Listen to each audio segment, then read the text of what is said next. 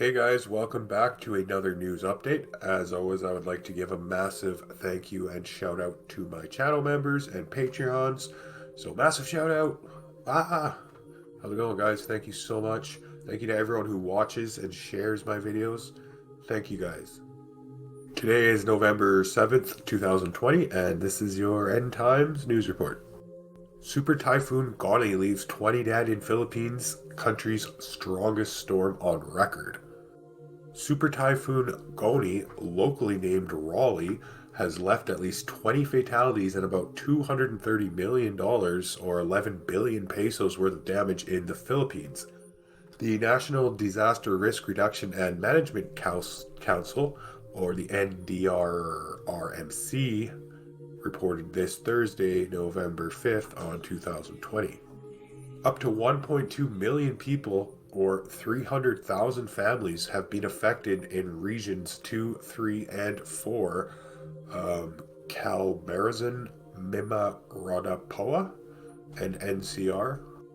It made landfall over Beto Canaduanes and Tiwi Albay on October 31st, with maximum sustained winds of 140 miles per hour, guys, and gusts at 175 miles per hour, making it the world's most powerful storm of the year and the country's strongest landfalling tropical cyclone on record. Following its landfall over Catanduanes, Gawani brought severe flooding to wide swaths of the Bicol region, as well as lava flow from the nearby Mayon volcano. Goni cut a path of destruction as it smashed infrastructure, toppled trees, and caused mudslides. Sadly, at least 20 fatalities were reported, mostly from Bicol, while 3 others remain missing. At least 165 people sustained injuries in the storm's onslaught. In Cammarine Sioux, widespread power outages occurred as strong winds lashed the region. Flash floods overwhelmed local villages while roads were blocked by debris from lava flow from the Mayon volcano. Sorry guys, it goes on to just repeat kind of the same story. So sadly, like we said, this locally named storm Raleigh has left at least 20 fatalities, $230 million worth of damage in the Philippines, according to the NDRRMC in a statement given on November 5th, 2020. So about 1.5 million people, or over 300,000 families, have been affected, as they were saying. Now guys, storms are getting more severe and more frequent like was predicted in the Bible. But this one that they had in the Philippines was massive. Like, they got wind speeds of 175 miles an hour, so that's one of the biggest storms in the world, and it especially was the strongest storm that ever hit this country on record. So following its first landfall, Goni brought severe flooding, mudslides, but that was also mixed in with debris from a local volcano called the Mayon volcano, so they kind of got hit with like 2 things at once, really hardcore. So just under 200 people have sustained massive injuries from the storm's destruction. Hundreds of houses were submerged, guys, with the famous tourist destination Kasawa ruins heavily inundated and engulfed with mud. Significant damage was reported at Naga Airport and Legazpi Airport, along with the loss of contact with Virac Airport. We have experienced terrible wind speeds, lashing rains, and devastating floods, said Oxfam Philippines country director Lot Felizico. Goni also knocked out mobile phone service, power lines, uprooted trees, and caused damage to critical infrastructure, including hospitals and markets. Homes made of light materials, particularly those near Mayon volcano, were engulfed in floodwaters and volcanic mudflows.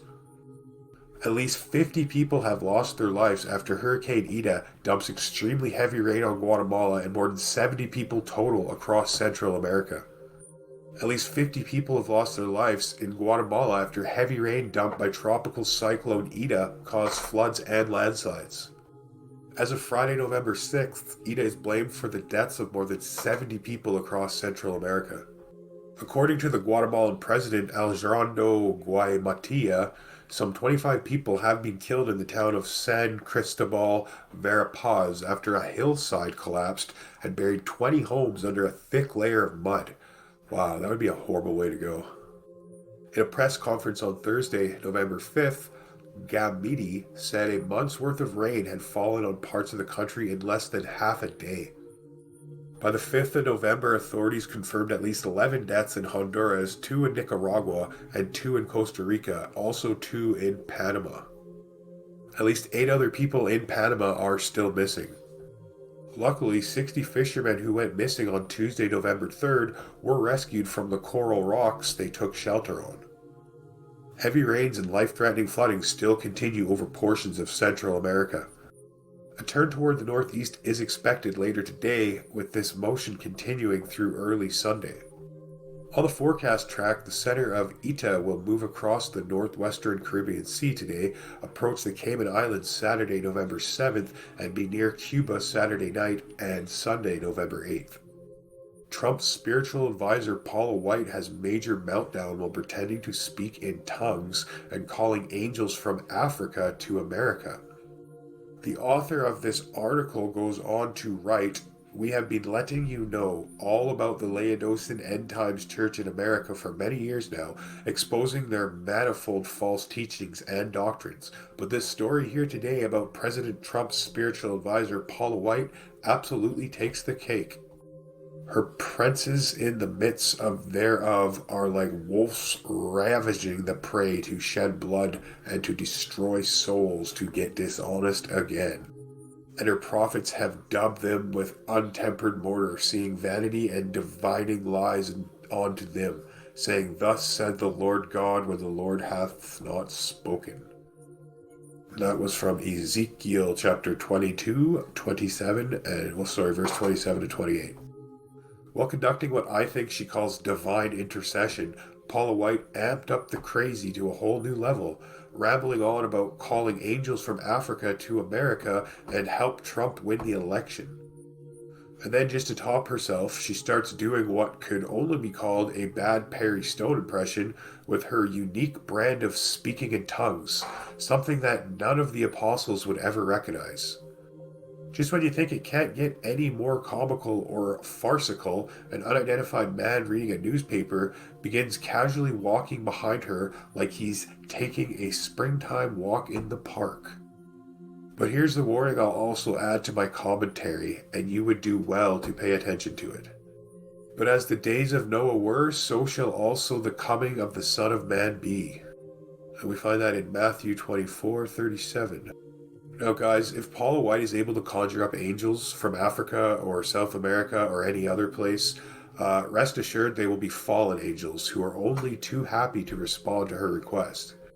Seriously, if America really is falling like it looks like it is, and the Marxist forces take over, then maybe Paula White has been sent by the devil to release the fallen angels.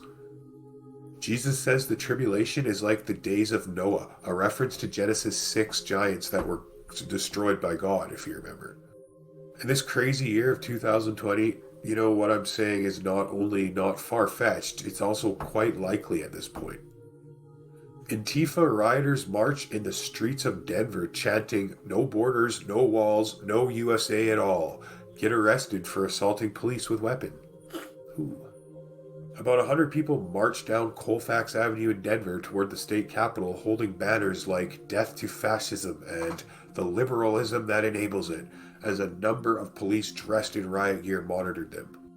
A fire was set in an overturned dumpster. Hey, how do you guys like that? It was literally a dumpster fire. And broken winds and graffiti were reported during the demonstration, police said. Police dispersed the crowd after the fire and officers using tear gas and pepper balls to push the people back.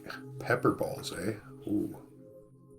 8 people were arrested during Antifa protests in Denver on Wednesday night, police said. They were shouting, "No borders, no walls, no USA at all." Isn't that nice, eh? You know what? I like stories like this for one reason and one reason only. They clearly show that all the riots and protests that have been taking place over the last 6 months have absolutely nothing to do with police brutality, racial injustice, or anything else. Host of The Daily Show, Trevor Noah, himself a black man, called for the death of all the blacks and Hispanics who voted for Donald Trump. So how's that for Black Lives Matter? What I think is happening right now across America is the Marxist takeover of the United States. Colorado is a gorgeous state. but like equally beautiful states of Washington and Oregon, the radical leftist people that populate cities like Denver make it ever increasingly more ugly by the minute. These people, and there are hundreds of thousands of them, maybe even over 1 million, will not rest until the United States comes tumbling down. Washington state voters approve comprehensive sex ed program for public schools. Public schools in Washington will be required to teach comprehensive sexual health multiple times during a student's kindergarten to 12 education, after voters approved Referendum 90 according to Tuesday's early results. The vote was split about 60-40 in Tuesday's first vote count. The referendum sparked a bitter debate throughout Washington since it was first put on the ballot in June. Opponents of the sex ed bill that passed last session gathered more than 266,000 signatures to bring the question to voters in November. The bill, which was signed by Governor Jay Inslee in March, would require all school districts in Washington to teach comprehensive, whatever that means, sexual health education. Well, I know what comprehensive means, but I wonder what they mean by that when they use it like that in this sense, you know what I mean? How comprehensive is it?